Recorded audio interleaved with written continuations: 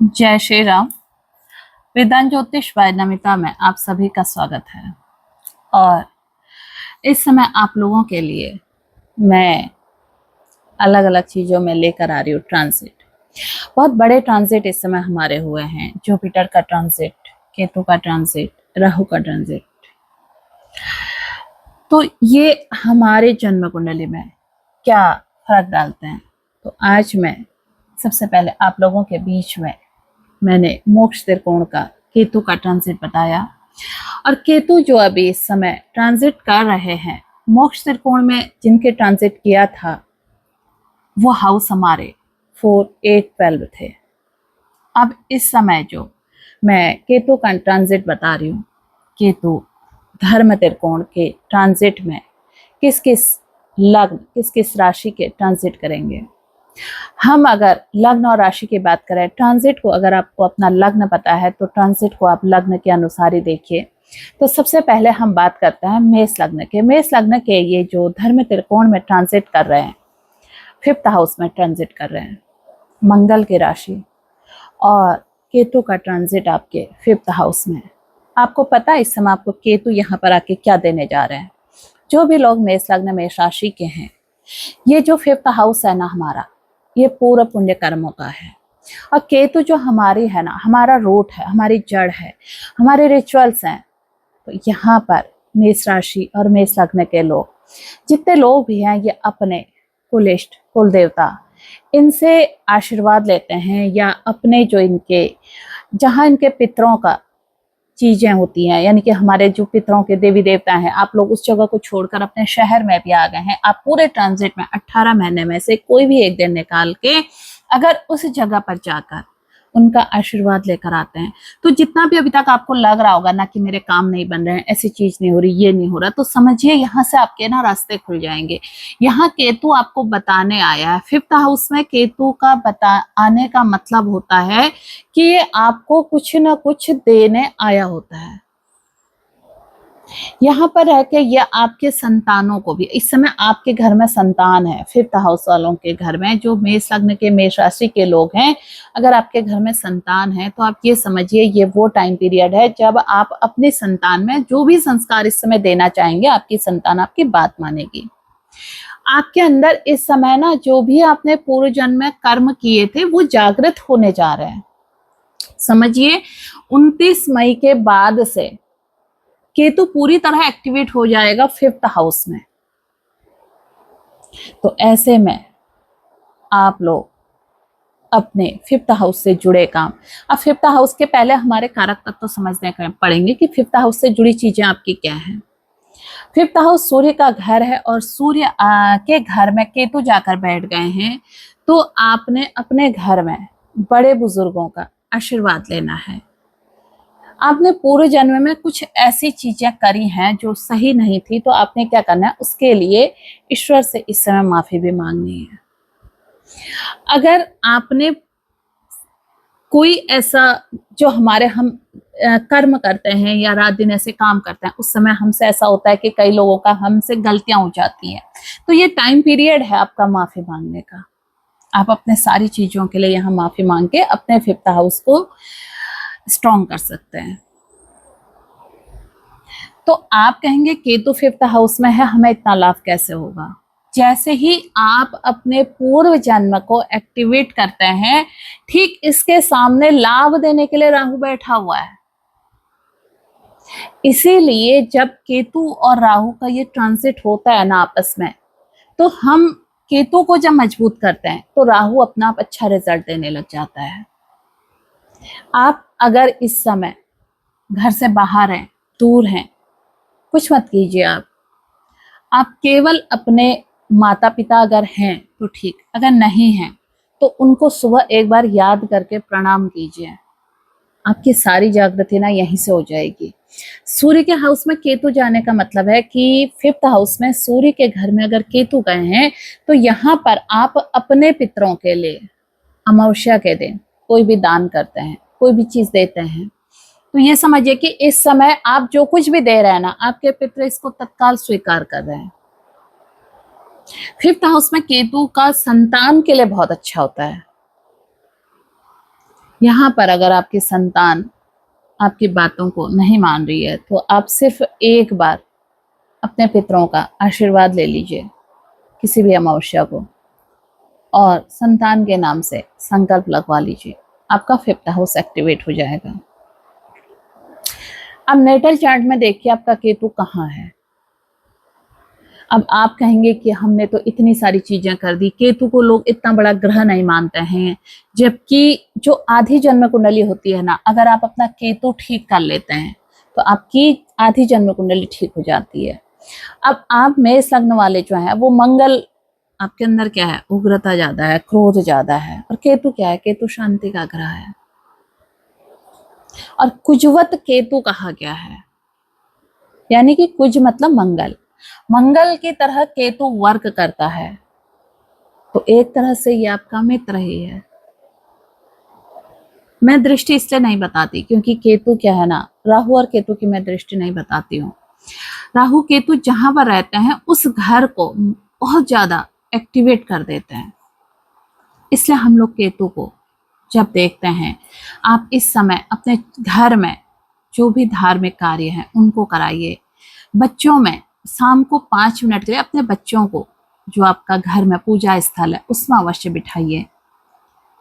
घर को सुबह आप अगर कहीं पर ऐसी जगह रहते हैं जहां पर आप खुद अपनी जो मुख्य डेली या मुख्य चीजें होती हैं उन पर खुद आप चीजें कीजिए, यानी कि जैसे पहले से देखिए क्या होता है ना, जब हमारी चीजें चेंज हो जाती है, पहले से हम लोग क्या करते थे, देहली लेपते थे, अपने दहलीज को खुद लिखते थे, हमारी दादी नानी जिन्होंने भी देखा होगा वो खुद करते थे।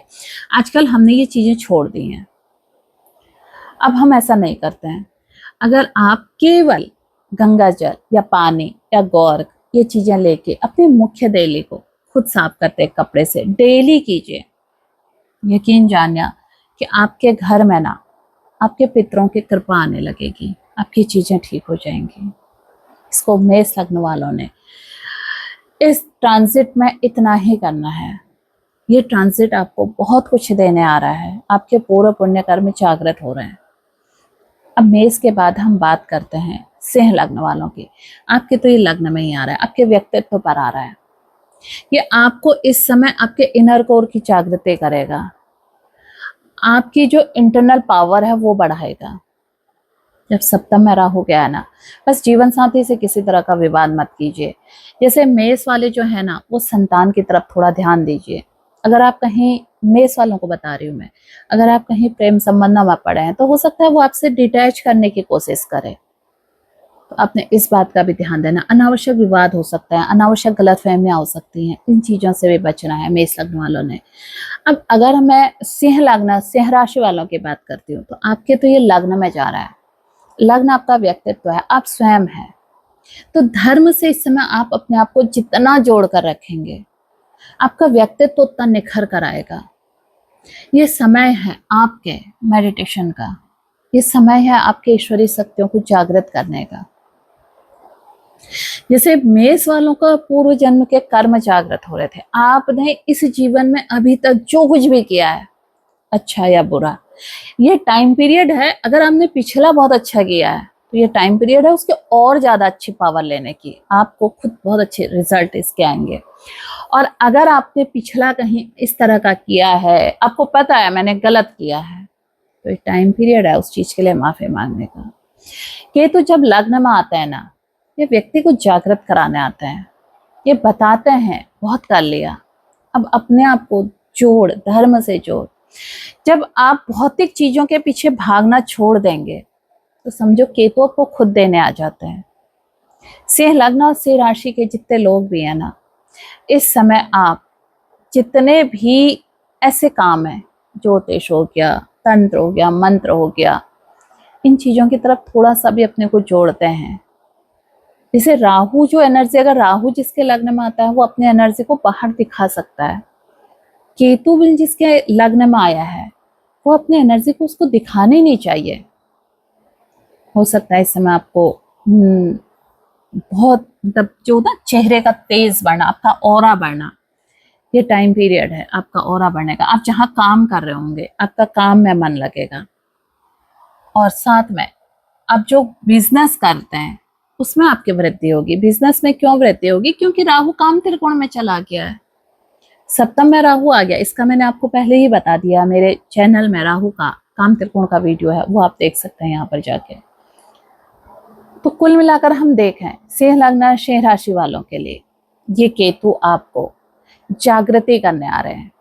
जो लोग अभी तक अध्यात्म से नहीं जुड़े हैं, मेडिटेशन से नहीं जुड़े हैं, ध्यान नहीं समझते हैं, अगर आप ध्यान को जानना चाहते हैं ना, आप सोचेंगे कि मैं तो आपको कुछ बता ही नहीं रही हूँ, आप सोचेंगे कि मैं तो बिजनेस के लिए परेशान हूँ, मेरी तो बिजनेस में ग्रोथ हो नहीं हो रही, मेरी तो ये नहीं हो रही, और इनको ध्यान की पड़ी है।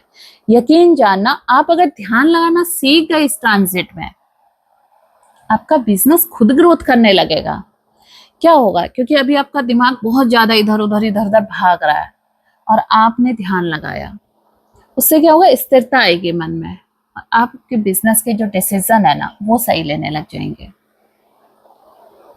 इसलिए आप इस समय डेली 15 मिनट्स अपने मेडिटेशन को दीजिए, अपने व्यक्तित्व को निखारिए, अपने ऑरा को बढ़ाइए, अपने आप पर काम कीजिए। तो इससे समाज में आपका व्यक्तित्व निखर कर आएगा। जहां एक तरफ केतु हमें काटता है ना, सब चीजों से अलग करता है, वही केतु हमारे इंटरनल पावर को बढ़ा देता है, हमें बता देता है कि हमारी ये एनर्जी है, हमारी ये शक्ति है, हम कर सकते हैं। ये केतु ही बताता है, कोई और ग्रह नहीं बताता है हमेशा। इसीलिए मैं कहती हूँ कि केतु को मजबूत करना क्यों जरूरी है। और आपको एक बात बताऊं, मुझे केतु ही सबसे अच्छा लगता है। जिन्हें राहु अच्छा लगता है तो उनके अंदर राहु की एनर्जी आती है। केतु सब कुछ देने के लिए तैयार बैठा हुआ है, बस हमें समझने की जरूरत है। और इस समय तो सिंह लग्न वालों के लिए केतु इस तरह से आ रहा है जैसे थाली में हम 56 भोग लगा कर लाते हैं ना, चल कर आते हैं। यकीन जानो, अगर सिंह लग्न वाला ने अपने व्यक्तित्व को अच्छा प्रभावशाली बनाना है तो केतु को आपको समझना ही होगा। अब बात करें हम धनु लग्न वालों का। धनु वालों का ये कहाँ ट्रांजिट कर रहा है? आपके भाग्य भाव में। देखिए, भाग्य भाव में केतु का जाना बहुत अच्छा माना जाता है।